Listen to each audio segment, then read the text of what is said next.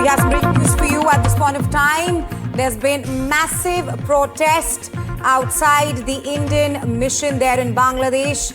Rajshahi, Bangladesh, Allahu Akbar chants are being heard there. There's also been a stir outside the Assistant Indian High Commission. There's been heavy security outside the Indian mission there, but demonstrations there as India shuts down 2 visa centers in Bangladesh. The visa centers in Bangladesh's Rajshahi, Khulna shut down. 2 visa centers there in Bangladesh have been shut down, and there are demonstrations which are taking place now. Fresh demonstrations, of course, after India summoned Bangladesh envoy. The MEA issued demarche over security threat to Indian mission right now. From on this, my colleague Saurabh is now joining me live. Saurabh, what more can you tell us about these demonstrations taking place outside the Indian High Mission there in Bangladesh? Well, yesterday there was a protest in Dhaka, and today, of course, Rajshahi is one of the places where these protests have been taking place. The Indian High Commission, and of course, has, been very, very alert about this. But also what we know is that, the entire protest that has been going on in Bangladesh has seen some very offensive, some very provocative statements from these protesters, many of whom belong to this group called the NCP, which is an offshoot of the protests that took place in 2024. Now, there is more to this in the background. Many believe that these protests could also be in a way to provoke India, given the fact that there are elections in Bangladesh, and also a lot is happening behind the scenes. There are many forces that don't want those elections to take place. India, however, has been pushing for peaceful elections.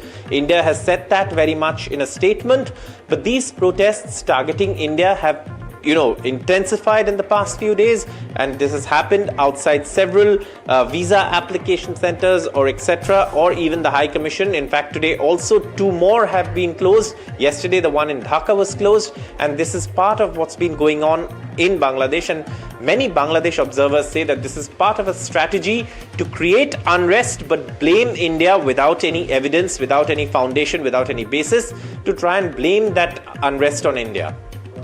Saurabh, thanks for getting us the latest on that.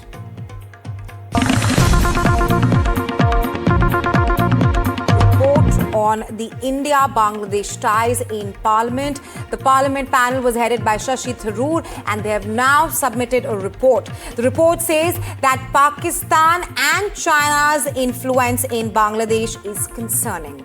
The report further laments return of Islamist forces is perhaps concerning in Bangladesh at this point of time. This was, of course, a report which was on India-Bangladesh ties, which highlighted that China's influence in Bangladesh is concerning. My colleague Himanshu is now joining me live. Himanshu, what more can you tell us about this report, which clearly highlights that Pakistan and China's influence in Bangladesh is concerning? That's right. Committee has expressed serious concern over the political developments, especially after August 2024. And I quote from the report, it says that there is uncertainty regarding the future of democratically held elections in Bangladesh. The incidents of political violence and rise of extremism is a cause of concern. And in the wake of all these facts, some of which important fact that you also mentioned, the committee has made 2 very important recommendations. One, it has called upon the government to continue advocating for a democratic, stable and inclusive Bangladesh, and the committee has also recommended that there should be a sustained diplomatic engagement, and I quote, with all stakeholders, including political, social and civil society groups, alongside efforts to enhance people-to-people connections and counter anti-India narratives. So all these influence of China, Pakistan in the domestic politics of Bangladesh, of course, is a cause of concern, and in the wake of this, committee has called upon the government to enhance and scale up its diplomatic efforts to engage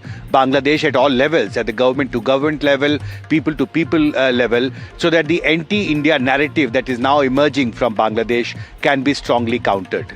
Himanshu, thanks for getting us the latest on this.